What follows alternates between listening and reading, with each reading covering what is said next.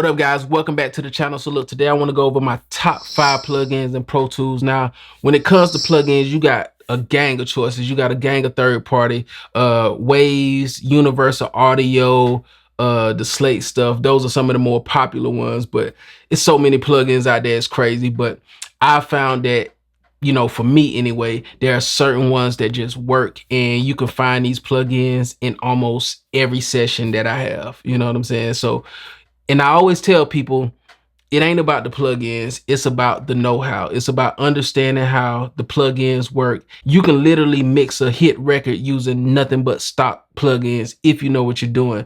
Out of these 5, 3 of them are actually stock. So let's get right into it. The first one is actually D-Verb. When it comes to reverb, understanding how to create the space that you want your sound to sit in is so important. And for me, D-Verb just gives me it's like this blank canvas. It already sounds good. My favorite setting in there is the hall setting, and it already sounds good. But if I add a little bit of EQ to it, sometimes I might add some distortion, compression, even before. I usually put these things before the reverb. Sometimes I'll do a little EQ after, but usually before the reverb. But D-Verb is like this, is like this clay that I can mold into whatever I want it to be. But it already sounds good. Like, even if I just put it on and without any of that, it already sounds good. But it's about understanding what kind of space do I want this sound to live in? How do I manipulate this reverb to sound like that space? And with D-Verb, I found that I can manipulate it into sounding like any kind of space I can imagine in my head or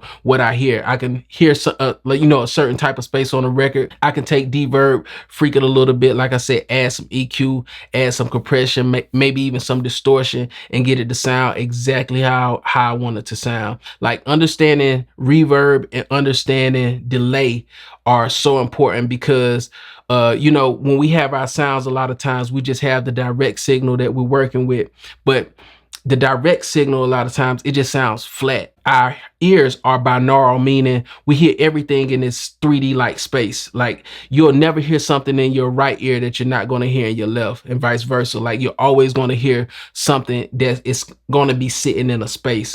It's always going to sound 3D. So understanding how to manipulate reverb and delay are so important when it comes to mixing. So that leads us to our second plugin, which is actually the mod delay in Pro Tools. Now, a lot of times I'll get sessions and people will have, there's a really popular one, the Waves H delay. And I'm not saying that's a bad plugin, because it's a good plugin as well. But when it comes to me and my understanding and the way I like to work, I have to understand exactly what's going on in the mix. It just helps me make better decisions when I can see everything and I know exactly what's going on. So a lot of these plugins, they have built-in features, and I just like to do it myself. The mod delay, like, I can make it do pretty much anything that I want it to do when it comes to delays. Like I said, I'll add some distortion, add whatever it needs to make it sound like what I want it to sound like. You know what I'm saying? So mod delay is number 2. Number 3 is the Avid Lo-Fi plugin.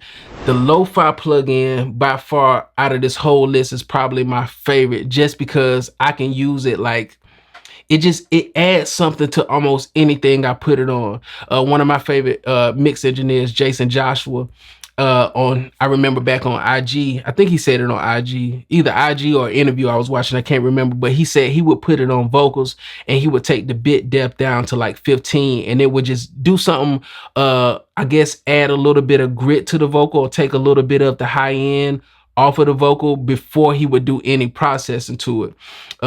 Like, that particular plugin you can use on your 808s, your kicks, your snares, your vocals, synths, any of the like I said, the delays, the reverbs. You might want to add some distortion to that, and you can use it in parallel as well, and maybe add some EQ and use it more of like an exciter. An exciter is basically like a band pass distortion or high pass distortion. I can't remember if it's just band pass or high pass, but either way, you can run this in parallel. do some EQ before the distortion, and it just adds a little something extra to that track, whatever you're running it to. You can also run those in serial. So by serial, I mean just adding it on top of each other. So sometimes what I'll do is I'll add one distortion, then add the same distortion behind it. Just depends on the sound. Like you might have an 808, you just want it to sound like super crazy, so you just distort it like crazy.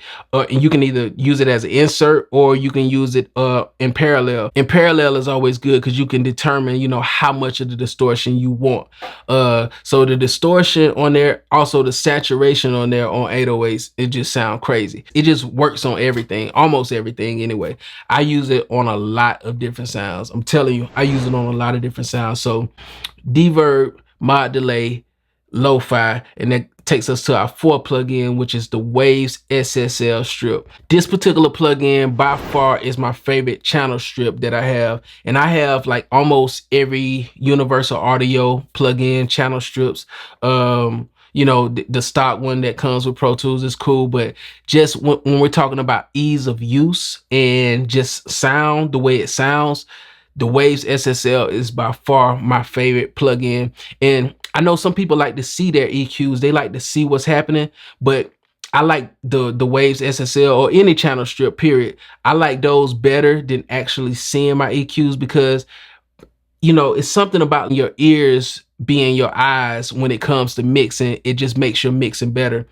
You look at things and sometimes you try to make choices based on how it looks, but sometimes that might not be the best choice. So if you can't see what you're doing when you're talking about the EQ and where it's hitting and you're moving your knobs, it helps you train your ears better.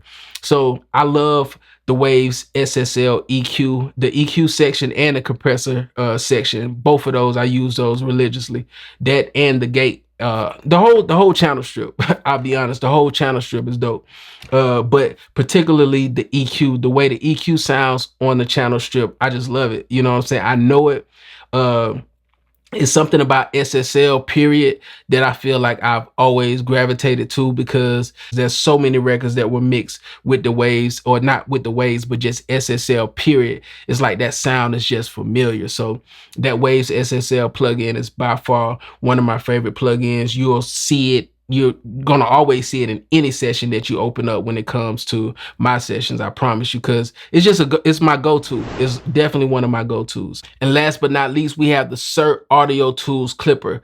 Now, this particular clipper, to me, out of all the clippers that I've tried, it sounds the most transparent and you can get your mix super loud. Now, what I used to do is I would use a limiter, and I guess if I was to do 6, the L3 limiter in Waves or for Waves would be on the list, but I use this particular clipper now on my master and it allows me to get my beats so loud that, you know, it's almost too loud. I'll say that it allows me to get it almost too loud. But even when using this clipper, you gotta have your mix together. Like, clippers don't just automatically make your mix loud. You have to have your mix together before you even going into the clipper, but allowing yourself to clip instead of limit, it makes the mix sound more transparent to me.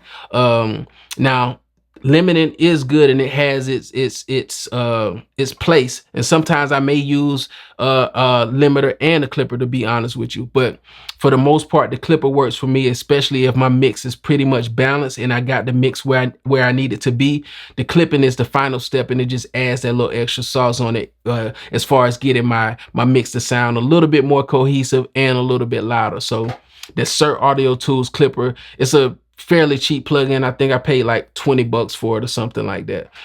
So definitely check that out. But anyway, those are my top 5 plugins in Pro Tools that I use. All of these plugins, they definitely have their place in the mix and they definitely sound good. I promise you. Like, once you understand your tools and know how to use them, it makes your mix process so much easier, and you'll realize that, you know, having a whole bunch of plugins, you don't need them. You know, you really don't need a whole bunch of plugins. Now, to have them at your disposal if you just want to experiment and try some stuff, that's cool. But when you're trying to mix and you're working and you need to be more efficient, understanding your tools is way more important than the plugins that you have, because you can literally get a great sounding mix with just the stock stuff. You don't need all of those other things. Like, I encourage people to spend more time with their tools and not just be buying stuff just to be buying stuff. You know, you can if you just like whatever, but you know, most people,